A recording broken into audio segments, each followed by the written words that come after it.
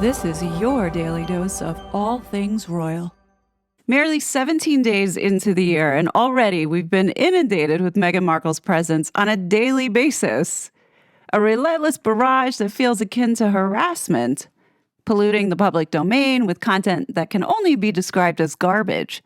And I talk about it because I want people to recognize what propaganda looks like and how awful these media outlets are for being just an extension of one's publicity engine.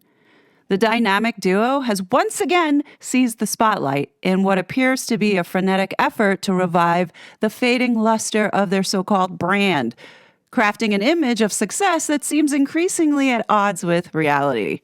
Welcome back, my gorgeous, good-looking friends. Today, we're going to be dissecting this Vanity Fair ridiculous cover story that is as tone-deaf as my singing. We're talking about Prince Harry and Meghan Markle again, who seem to think that boasting about their 13 fireplaces in California during the LA fires is just peak PR strategy and what everyone needs right now. The cover alone here makes them look like clowns. American hustle. 5 years after leaving the monarchy, Meghan and Harry are trying their damnedest to just be normal moguls. Now, on the surface, you're looking at this and thinking to yourself, oh God, this is another propaganda piece being put out by the couple in order to repair their image. On one hand, after going through it, it highlights their lifestyle, their efforts in charity, and tries to portray them as a couple with big plans. However, what's interesting on the flip side, this article subtly undermines them by pointing out their failures, as well as the public's growing disinterest. And they also put some personal critiques in there from people who allegedly are close around them. I don't think this is a glowing endorsement. Rather, it feels like a cleverly disguised expose. Could it be Vanity Fair has gotten sick of Harry and Meghan? Let's take a look and see what they're saying. Inside Prince Harry and Meghan Markle's big business ambitions 5 years after their royal exit. Now, when you have to put out a spread that talks about how successful you're going to be, as well as continuing to keep up the facade about how in love you are, then you know that it's quite the opposite. But in any case, ensconced in their cozy Montecito mansion, the Sussexes are living the American dream. By all accounts, the love is real. Well, we know that Meghan wanted that in there for sure. But their foray into moguldom has not always been a smooth ride. If I had to summarize what the last 5 years looked like, this is what it would be.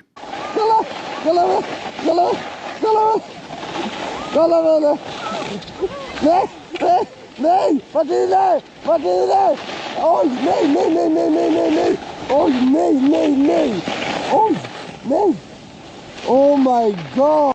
The past 5 years have been nothing but a parade of failures. I'm not going to read the whole article. I just want you to hear how pretentious and tone-deaf these two idiots are. The article begins by saying, the house proved it. The Duke and Duchess of Sussex could have it all. Their Montecito home offered all the fresh promises of a 21st century California mansion and the cloistering of a gated neighborhood from which they could emerge on their own terms. In the house's 13 fireplaces, described as mostly centuries-old examples brought over from France, there was even some European history, stripped of any potentially uncomfortable context. Nobody wants to hear this shit, especially with California being on fire. And I find it so gauche that they continue to keep bringing up the cost of this house, where it says at $14.6 million for more than 18,000 square feet, half the current median price per square foot in Montecito Rockbridge was a steal. The oligarch's owner's romantic relationship had deteriorated to the point where he was compelled to offload far below market value, according to a source with knowledge, and the property seemed just right for the Duke and Duchess, Prince Harry and Meghan Markle. I find it so tacky that they're always telling us how much this house costs when nobody believes that they live there anyway. This next sentence sounds just as ridiculous as the title that they gave the article. It was the perfect launchpad for Archwell, their nonprofit and entertainment studio. an approximation of a part noblesse oblige, part aspiring independently wealthy mogul model, one that Elizabeth, Charles, and William rejected by fiat during the January 2020 Sandringham Summit. Huh? Like, this Vanity Fair piece feels like a tone-deaf ode to luxury and self-importance at a time when sensitivity and awareness are more needed than ever. While California grapples with devastating wildfires, the article focuses on the couple's lavish Montecito home boasting about these damn fireplaces. An irony that seems lost on both the subjects and the author. It's a stark example of the disconnect between the couple's privileged lifestyle and the realities faced by many in the state, and they wonder why so many people can't stand them. To summarize this propaganda in a nutshell, the article attempts to paint a picture of success and ambition for Harry and Meghan, but glosses over their numerous failures with a sheen of positivity that is completely unearned. Projects like 40 by 40, American Riviera Orchard, and Meghan's Spotify podcasts, which were either abandoned or outright failures, are treated with a dismissive lightness. The piece actually fails to critically explain why these ventures fell flat, instead choosing to focus on the couple's intentions rather than their impact or execution. Now, I'm pretty sure by now you've heard the rumors floating around about Netflix not being too pleased about the backlash that Meghan has been receiving for these PR stunts and have given her this window of time between now and March to try and improve her image. So I'm guessing the reason why we're seeing all of this effort now on a daily basis is to try and turn around the public's perception of who Meghan is. But I think it's just making it worse. The portrayal of Harry and Meghan as philanthropists during the wildfire crisis is perhaps the most egregious part of this entire article. Their actions are painted as altruistic, but the timing and manner of their involvement reek of opportunism. Opening their homes to evacuees, allegedly, and visiting relief sites are not actions that, while commendable in isolation, feel like they're being leveraged to salvage a tarnished public image rather than genuine acts of kindness. The article fails to question whether this is charity or just another opportunity for photo ops, especially when their involvement seems so conveniently timed with this puff piece. In this failed PR exercise, the narrative spun here is so saccharine it borders on parody. The piece reads like a press release from Archwell, I swear, with no real examination of the couple's impact or the public's perception. It's all about their ambitions without acknowledging the reality of their execution, which is poor. When sources within the article hint at Meghan's difficult work ethic leading to staff burnout, it's a fleeting acknowledgement of her shortcomings. And to show you the example of that, this is the part that doesn't look so good for Meghan. The article writes, the issues extended into the actual workplace. Terry Wood, an executive vice president at Oprah Winfrey's Harpo Productions, was brought in to be what Meghan would later call her right hand when Archetypes won a People's Choice Award in 2022. The source familiar with the production of Archetypes describes Wood's anger, saying that she yelled at Spotify staffers when Meghan changed her mind about episodes. Wood did not respond to Vanity Fair's request for comment. It continues on by saying, the source who worked in the media project says Meghan's own relationships with employees tended to follow a similar pattern. She would be warm and effusive at the beginning, engendering an atmosphere of professional camaraderie. When something went poorly, often due to Meghan and Harry's own demands, such as a teaser for Archetypes being released 5 months before the show premiered and before there was any tape to promote, Meghan would become cold and withholding towards the person she perceived to be responsible. The source says it was really, really, really awful, very painful, because she's constantly playing checkers. I'm not even going to say chess, but she's just very aware of where everybody is on the board. And when you're not in, you are to be thrown to the wolves at any given moment. In practice, they say that manifested as undermining. It's talking behind your back. It's gnawing at your sense of self, Really, like Mean Girls teenager. It sounds just like what those palace aides went through. The person who worked in media projects read stories in the tabloids about Meghan bullying palace aides and couldn't imagine such behavior actually happened. After working with her, though, this person realized, oh, any given Tuesday, this happened. While it's beggars' belief that Meghan actually shouted at a palace aide, as has been reported, a person who interacted with her professionally says you can be yelled at even if somebody doesn't raise their voice. It's funny that people don't differentiate between the energy of being yelled at and literally somebody screaming at you. Two sources say a colleague with ties to archetypes took a leave of absence after working on 3 episodes, then left Gimlet altogether. Several others describe taking extended breaks from work to escape scrutiny, exiting their job, or undergoing long-term therapy after working with Meghan. Sounds like the Sussex Survivors Club is growing. The person who interacted professionally with her says, I think if Meghan acknowledged her own shortcomings or personal contributions to situations rather than staying trapped in a victim narrative, her perception might be better. They added, with the soggy laugh of a plebe rendering judgment on the Duchess of Sussex, but who am I to criticize Meghan Markle? She's doing great. I mean, do we really need to see this palace bullying report? Let's not forget, back in September, she was slammed as a dictator in high heels who had reduced grown men to tears. Meghan is known to belittle people, and clearly she doesn't want to take advice from anyone, so leave her be.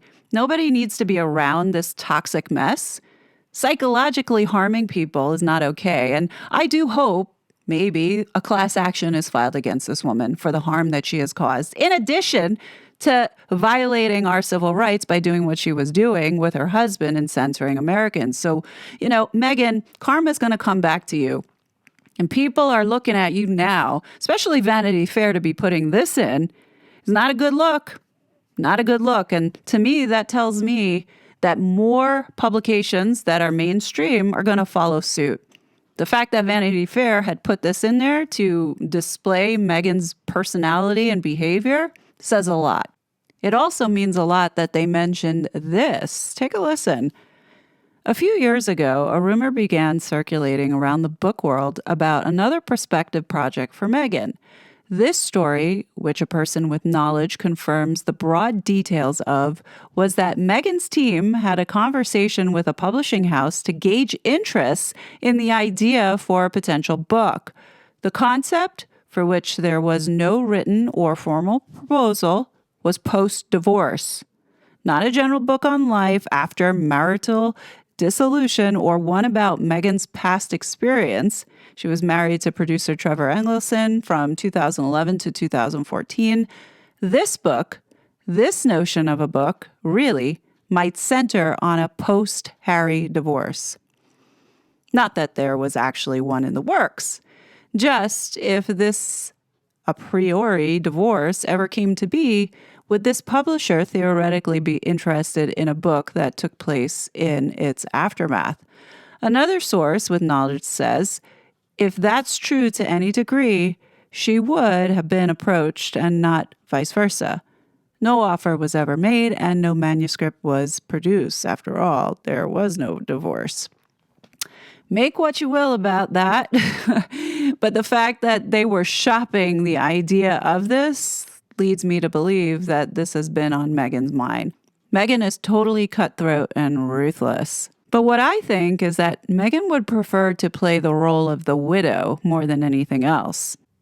Now, the way that this was written, it does feel very cleverly disguised, the way that they injected this. Vanity Fair is saying, look at their lives, look at their ambition, but don't forget to look at the reality behind the facade. They're trying to be moguls, but they're coming off more like monarchs, out of touch with common reality and being connected to people.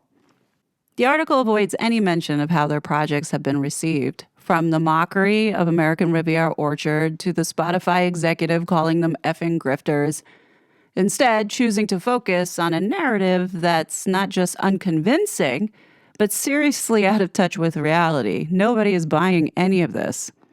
When you think about all the opportunities that this couple have thrown away, Like, it's mind-boggling.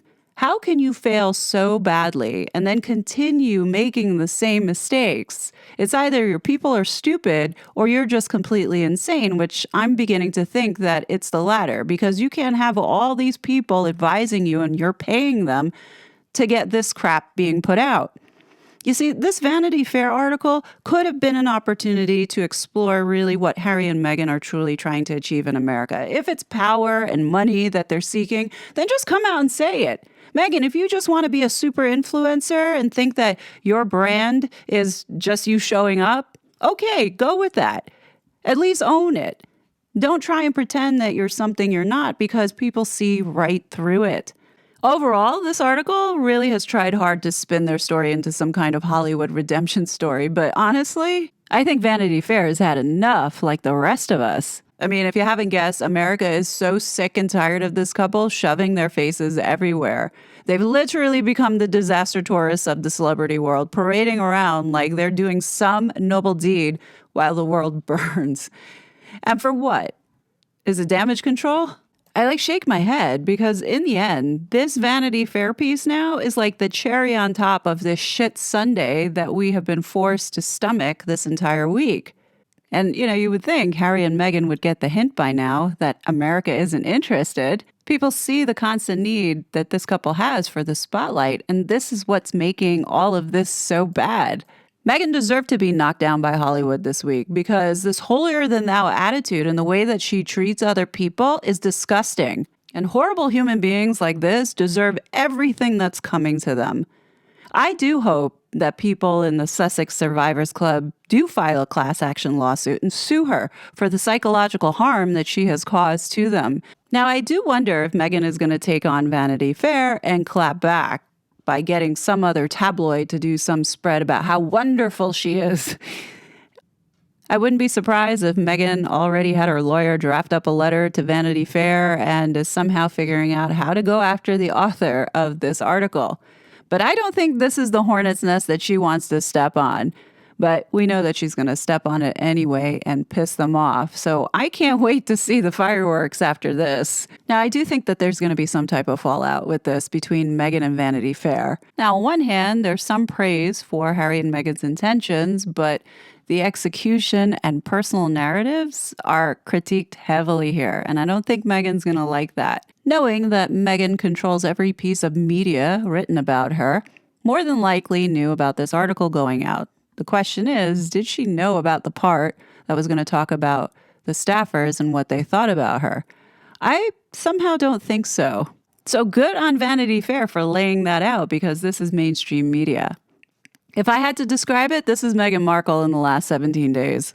2025 is not off to a good start for these two. So my dear listeners, what are your thoughts? Do you think there's still hope for Harry and Meghan to redeem themselves from this mess? Definitely leave your thoughts below. As always, I will be back with more content, but until then, please be safe, and I'll talk to you later. Bye!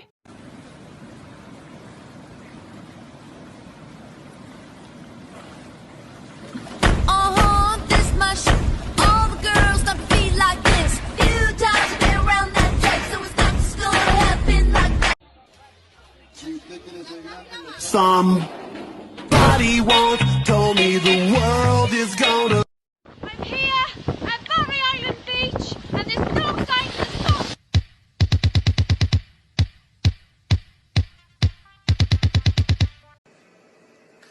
People are constantly asking me, what's it like to be a citizen?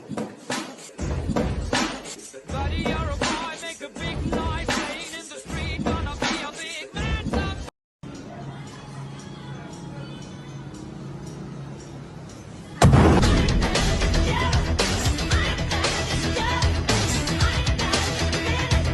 Such a fraud.